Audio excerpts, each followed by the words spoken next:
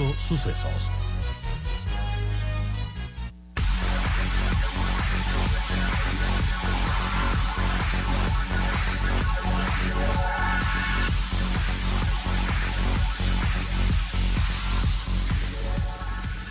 Amigos, estamos de regreso a las 7:48 y antes de pasar a la entrevista con el Contralor General del Estado, tengo un mensaje. Casa Angotena. El restaurante Casa Angotena es el mejor restaurante de cocina mestiza del Ecuador. Llega a tu casa con Miku y vive nuestra experiencia culinaria única, disfrutando de platos tradicionales ecuatorianos con las más elevadas técnicas de cocina internacional. Listo para emplatar, perfecto para disfrutar junto a los que más quieres. Programa tu pedido y prepárate para vivir Micuy de Casa Angotena en tu casa. Encuéntranos en www.casagangotena.com o llama al 097-999-9995. Además, menciona que escuchaste este anuncio en Radio Sucesos y obtienes un 10% de descuento en tu pedido. Y también Mall El Jardín, ¿quieres que tu feed de Instagram se vea completamente cool? Si nos entendiste es porque los selfie rooms son para ti. Ven a los selfie rooms de Mall El Jardín, 16 espacios increíbles en el nivel 2 para que te tomes las mejores fotos. 7:49, vamos a conversar en este momento con el Contralor General del Estado, Pablo Celi. Vamos a analizar y hacer una evaluación de todos estos meses, estos 6 meses de crisis sanitaria, el trabajo de auditoría, de exámenes especiales que ha hecho la Contraloría a las compras que se han realizado en la pandemia. Todos estos escándalos de corrupción, a ver si hay algún tipo de resultado, algún tipo de novedad sobre este tema. Señor Contralor, buen día, gracias por acompañarnos, pero antes yo sí le quiero empezar por preguntar sobre el concurso de frecuencias de radio que está por salir, y es un tema muy delicado porque se ha hecho un anuncio de que, se estarían observando o no se estarían acogiendo las disposiciones de Contraloría hechas después de un examen de hace más de 3 años, en el cual se determinó que había una concentración de frecuencias básicamente en 3 grupos. Y ahora las novedades son de que se estaría por permitir una nueva concentración de frecuencias, de que se repita lo que finalmente dio por terminado el concurso, el polémico concurso anterior, y lo que dice el ministro de Telecomunicaciones es cualquier tipo de ajuste se lo hará después de adjudicar las frecuencias. Yo no sé si usted tiene algún comentario, quiere reaccionar sobre este tema. Buen día. Muy buen día. Bueno, creo que conviene ubicar los tiempos en los cuales tiene que ser analizado un problema que sin duda es de alta sensibilidad y de graves efectos. En el año 2018 examinamos 2 concursos de asignación de frecuencias de radio y televisión. En ese momento, la Contraloría estableció fundamentalmente 4 hallazgos que tuvieron como consecuencia recomendaciones e incluso posteriormente sanciones. Se estableció que en aquel concurso el parámetro de experiencia acumulada con el cual se establecieron asignaciones de frecuencias no se ajustó a la normativa, que se establecieron puntajes adicionales sin sustento legal, que se realizaron descalificaciones sin observar criterios jurídicos. Uh-huh. Y adicionalmente, esto que usted acaba de mencionar, que no se observó un proceso de concentración de frecuencias, sobre todo en 3 grupos. Como resultado de esto, existió una recomendación general de la Contraloría de que era necesario proceder a revisar, analizando individualmente, la emisión de los títulos habilitantes a fin de que se adopten resoluciones que correspondan a derecho. Esto es, en síntesis, el resultado de aquel examen al que usted se refiere. Este examen tuvo también como efecto el establecimiento de responsabilidades administrativas, 2 destituciones e incluso indicios de responsabilidad penal que se encuentran en curso en la propia Fiscalía. Es decir, en el año 2018 ya se establecieron irregularidades absolutamente relevantes en los procesos de asignación de frecuencias.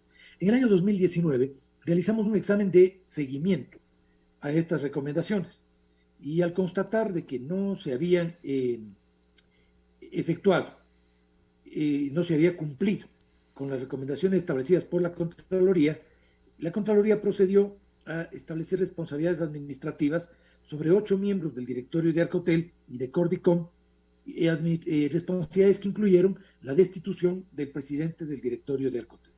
Esa es la historia precedente. Respecto de las condiciones actuales, la Contraloría, como ustedes conocen, puede actuar ex post, no actúa con antelación a la toma de decisiones de las autoridades. En este momento hay un concurso en marcha del cual son responsables las autoridades que se encuentren que se encuentran realizando este concurso. La Contraloría en este momento no puede intervenir respecto de este proceso por cuanto sus competencias serán posteriores a la conclusión del concurso. Una vez que este concurso haya concluido, nosotros realizaremos un examen especial al cumplimiento de la normativa, teniendo en cuenta además un hecho, que en este examen las conclusiones precedentes en exámenes de Contraloría tienen relevancia. ¿Qué quiero decir con esto? Que en las decisiones que las autoridades adopten respecto de la asignación de frecuencias en el actual examen, deben partir de un hecho, que el examen previo realizado por la Contraloría estableció criterios y parámetros que van a tener también incidencia en un examen posterior a las conclusiones a las que la Contraloría llegue cuando evalúe el examen que en este momento se está realizando. Es decir, en lo inmediato, no puedo tener yo un pronunciamiento previo, puesto que la Contraloría juzgará ese proceso ex post. Usted, claro, y la historia que se remonta un poco más atrás, como usted bien ya lo mencionó, pero esto fue a finales de 2018 se declara la nulidad del concurso que estaba vigente, el concurso de frecuencias, luego de los exámenes y luego de las recomendaciones o disposiciones de la Contraloría de dar de baja ese concurso. Luego se lo calificó como una feria de frecuencias por la concentración en 3 grupos. El grupo A del grupo Canela, el grupo B de Ángel González y el grupo C del empresario manabita Lenín Andrade. Ahora, se dice que en el grupo B, este grupo encabezado por el emporio de empresas del mexicano Ángel González, estaría atrás de hacerse nuevamente con una concentración de frecuencias. Tiene 9 y quiere 18 repetidoras, radios por todo el país, y eso es lo que se está alertando. Es verdad que la Contraloría no puede pronunciarse sobre un hecho que no se ha consumado, pero sí es importante saber que la Contraloría está ojo y con la guardia en alto sobre este tema. Bien, el hecho de que en este momento se esté realizando un concurso es justamente un efecto de un examen de Contraloría. Fue el hecho de que la Contraloría estableció las irregularidades que determinaban la nulidad de ese concurso, lo que ha hecho posible que se esté llevando adelante el concurso actual. Esto es un primer hecho. Un segundo hecho, en donde quiero insistir, lo que acabo de señalar hace un momento. Si bien es cierto, este concurso será analizado por la Contraloría.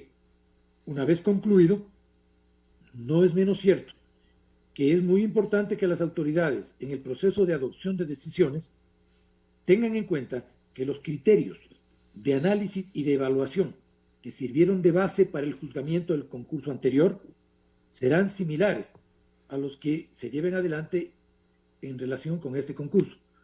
Uno de esos criterios es, sin duda, la concentración de frecuencias. Creo que las autoridades sabrán aplicar la ley y también actuar en consecuencia con los exámenes anteriores. La Contraloría lo hará con todo rigor. Nosotros tendremos el mismo criterio con el cual analizamos el concurso previo, será el que se aplique para el concurso actual. La norma será la que está vigente, pero el criterio que la Contraloría ejecute tendrá que ver directamente también con los antecedentes. La Contraloría tiene un proceso de control continuo y, por lo tanto, los resultados de exámenes previos son un elemento de análisis que incide en la evaluación, en auditorías posteriores. Sin duda, entonces, todos los antecedentes que la auditoría de frecuencias ha tenido en el país son también una base para la auditoría posterior al concurso que se está efectuando. Señor Contralor, sobre este tema y reza una nota de Plan B. 4 años después, dice, del fallido concurso de frecuencias, un nuevo proceso público avanza con las mismas irregularidades y vicios del anterior, pese a las advertencias del organismo de control. El resultado, Remigio Ángel González, alias del Fantasma, aún consta como la figura central en el mapa mediático ecuatoriano y concursa a través de un opaco esquema de empresas de papel domiciliadas en su mayoría en Uruguay. Tomando en cuenta esto, señor Contralor, y con lo que nos ha dicho, se podría pensar que si es que se confirma lo que menciona esta investigación periodística, ¿se podría dar de baja este concurso también? Yo no puedo adelantar un criterio, en lo absoluto.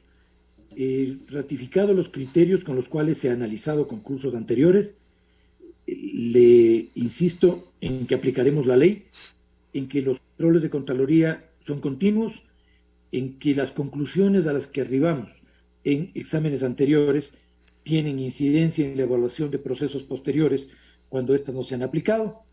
Es decir, que la Contraloría actuará respecto de este concurso con una estricta aplicación a la ley y una acumulación también de nuestras observaciones precedentes. Más allá de esto, no puedo pronunciarme por cuanto no es un proceso que esté en este momento bajo evaluación de Contraloría. Lo haré cuando tenga los elementos documentados y sustentados. Un examen de auditoría es un examen que se sustenta en una documentación pertinente. Cuando el concurso haya concluido y efectuemos una evaluación de sus resultados, en forma documentada nos pronunciaremos. 8 hablamos con el Contralor General del Estado, Pablo Celi. Vamos a cambiar de tema, señor Contralor. 6 meses de estado de emergencia, 6 meses de crisis sanitaria en el país y 6 meses de escándalos. Ha sido lo peor de la pandemia conocer cómo muchas personas han lucrado del dolor y la necesidad de muchísimos ecuatorianos que incluso han fallecido por esa falta de insumos o por esa falta de atención, muchas veces provocada por corrupción. ¿Cuál es la evaluación que usted tiene hasta el momento? ¿Cuántas auditorías, a cuántos gobiernos autónomos descentralizados se les está investigando y a cuántas entidades de la red de salud pública, tanto el Ministerio de Salud como IS, se está haciendo análisis de toda la compra que se han hecho durante esta crisis sanitaria? Antes de precisar esos elementos, quizá como un criterio general, Milton, cabría destacar algo. Es lamentable y es para el país sumamente penoso que en circunstancias de una pandemia, con los impactos sociales, los impactos de salud y los impactos económicos que esta pandemia ha tenido, haya sido el escenario en el cual debamos constatar las gravísimas vulnerabilidades de los sistemas de compras públicas en el país. Vulnerabilidades que no tienen que ver solo con el tiempo de la pandemia. Evidentemente son vulnerabilidades previas. La propia Contraloría vino insistiendo mucho en las falencias que el sistema de control de compras públicas tiene en el país. Lo grave es que hayamos tenido que pasar por eventos tan graves, tan escandalosos y sobre todo tan dramáticamente afectadores de las condiciones de vida de la población para que el país tome conciencia de que no podemos continuar con un sistema de compras públicas que deja tantos resquicios para acciones irregulares. Yendo a su pregunta, y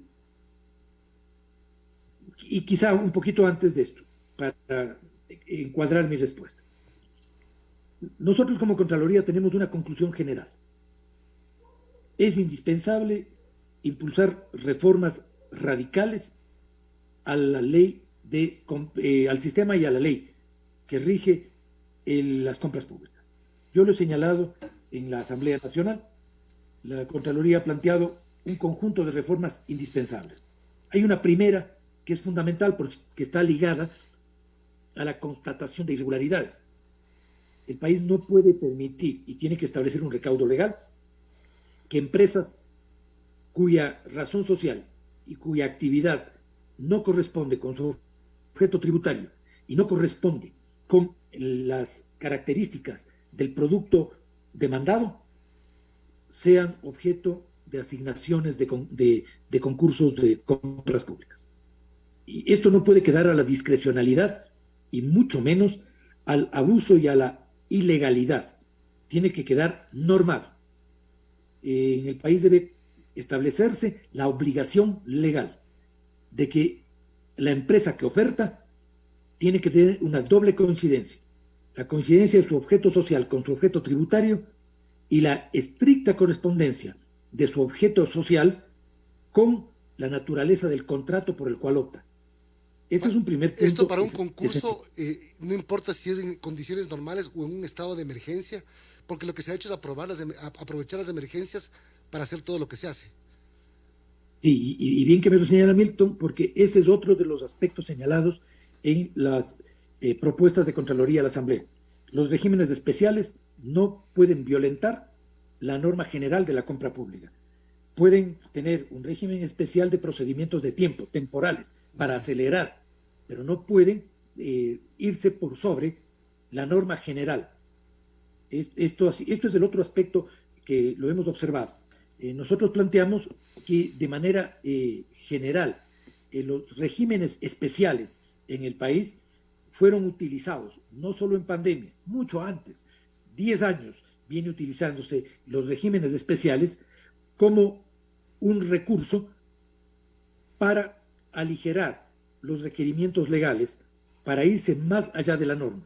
Por eso hemos planteado también como una segunda reforma indispensable que estos regímenes especiales deben ser eliminados en el sistema de contratación pública. Debe suprimirse, en particular, el régimen de giro específico de negocio.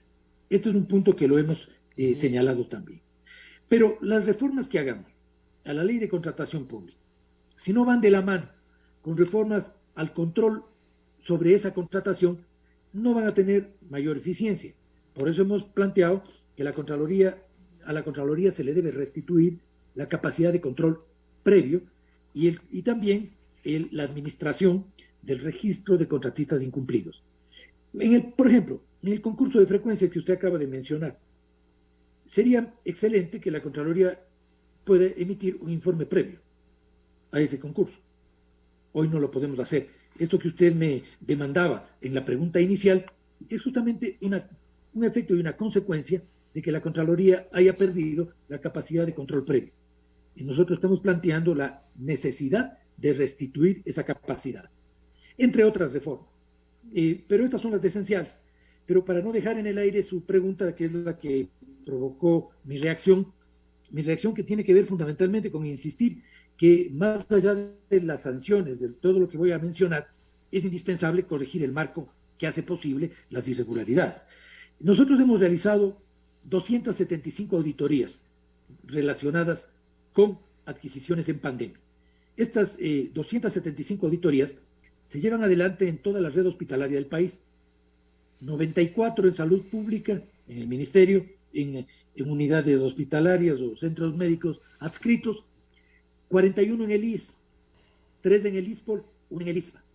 Hemos intervenido también en 23 GATS provinciales, en 92 GATS cantonales y en 2 GATS parroquiales. En lo que tiene que ver con la administración del Ejecutivo, sus ministerios, hay 19 intervenciones.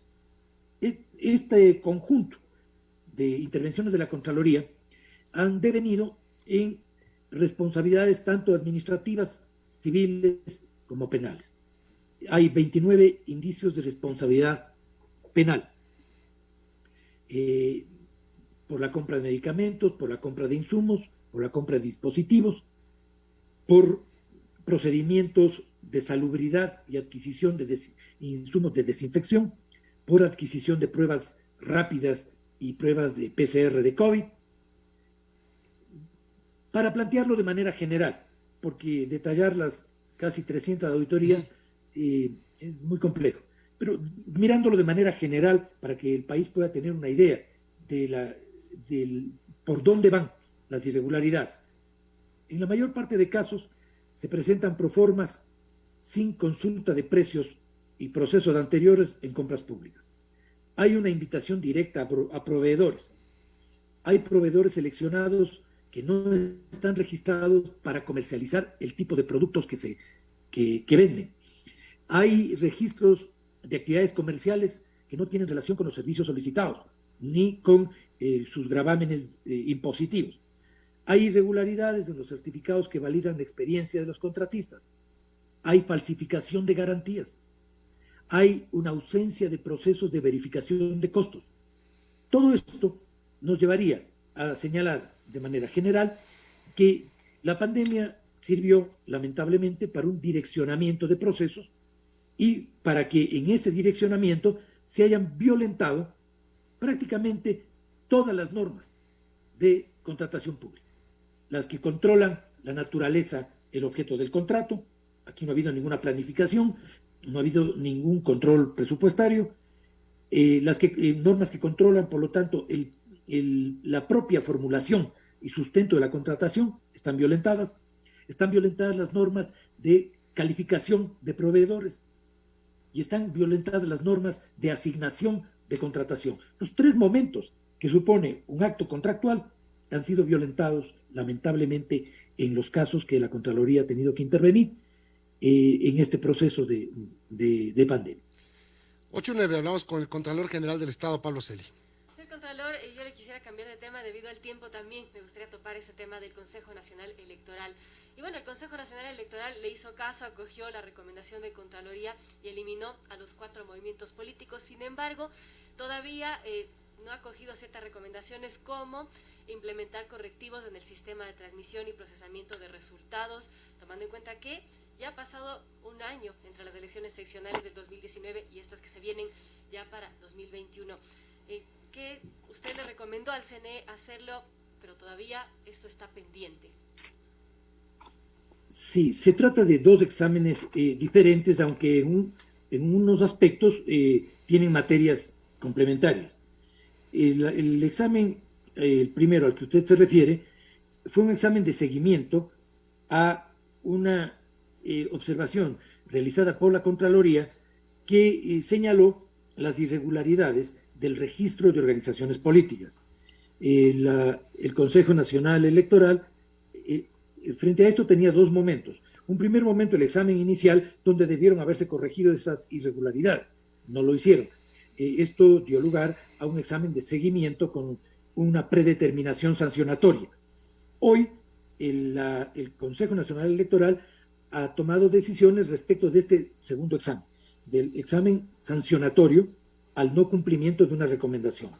En este momento la Contraloría está evaluando la respuesta dada y la decisión adoptada por el Consejo Nacional Electoral, cuya ejecutoria, el que entre en ejecución definitiva esta resolución, es obviamente sería el fundamento para una superación de la observación.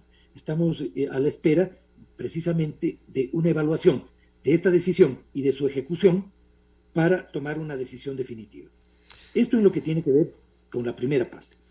El segundo es un examen, en cambio, que nace de una disposición transitoria de la propia ley orgánica que rige el proceso electoral, el Código de la Democracia, que estableció la necesidad de realizar exámenes en 3 niveles: al padrón electoral, al sistema de registro y al proceso de conteo, al sistema de conteo electoral. En los 3 niveles se realizaron exámenes por parte de Contraloría que pusieron en evidencia que no había seguridad informática. El examen es un examen informático que lo que establece es que los sistemas con los cuales se registra y controla el registro de personas en lo que tiene que ver con el padrón electoral carecen de las seguridades y los controles para la inclusión de nombres en ese registro.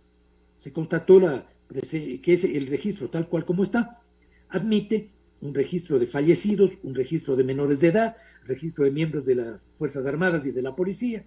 Es decir, es un registro que no tiene los rigores que la ley exige para el padrón electoral. Contralor, en el caso del registro Sí. en el caso del registro de agrupaciones políticas, ahí hay un elemento coincidente con el examen anterior. El examen anterior ya demostraba que existían vulnerabilidades. Este nuevo examen establece que se está utilizando para el registro de organizaciones políticas en el país un sistema informático del año 2012, que ya fue demostrado es un sistema que no presenta las consistencias y garantías suficientes para la constatación de nombres, por ejemplo, en los registros de afiliados. Y finalmente está la que quizá es la vulnerabilidad en lo inmediato más grave, que tiene que ver con el sistema de control electoral y de registro de la contabilidad electoral. Nosotros hemos planteado que el análisis al sistema tecnológico del registro electoral, este registro no ha implementado mecanismos rigurosos para automatizar el control y la supervisión del proceso de conteo de votos y emisión de actas de escrutinio. Tampoco funcionó un plan de contingencia, y esto fue evidente ya en el caso de la plataforma usada en Guayaquil en el proceso pasado. No se aseguró la integridad de la base de datos del sistema de transmisión y publicación, y esto pone en riesgo la transparencia y la seguridad del proceso electoral. Todo esto ya fue analizado por la Contraloría en relación a lo que ya sucedió en el proceso electoral del 24 de marzo del 2019. Por esto la Contraloría ha advertido que es indispensable que previo a la realización del próximo proceso electoral, de manera previa, se automatice el control del conteo de votos y de la emisión de actas, se asegure el protocolo de sellado a tiempo del software que conforme el sistema de transmisión y publicación de resultados, y que se ponga garantías suficientes para el proceso de puesta en cero, lo que denominan el encerado de la base de datos del sistema que inicia el registro de votos. Es decir, que el registro de votos parta de cero. Estas garantías son garantías esenciales sin las cuales el proceso electoral no contaría con un sistema electrónico que garantice la transparencia y la integridad de sus resultados. Esa es la gravedad de la observación de la Contraloría. Nosotros hemos requerido que este sistema informático sea corregido como una garantía para evitar vulnerabilidades en el proceso que viene. Por lo tanto, hemos planteado que debe hacérselo previo a la realización del próximo proceso electoral. Ahora, claro, el tema es que los consejeros dicen, sí, es verdad, tenemos que hacerlo, pero no tenemos el dinero y el Ministerio de Finanzas no nos quiere dar el dinero. Pero bueno, ese es otro tema. Tenemos que terminar, señor Contralor, y quiero, usted mencionó hace un momento el tema del ISPOL y exámenes que se han hecho por las compras. ¿Usted tiene alguna información sobre lo que está ocurriendo con el ISPOL, con estas denuncias que está haciendo la ministra María Paula Romo? Ahí hay un tema muy concreto con Contraloría. El ISPOL efectuó una operación financiera con la Universidad Tecnológica Equinoccial y con otras entidades en Guayaquil. El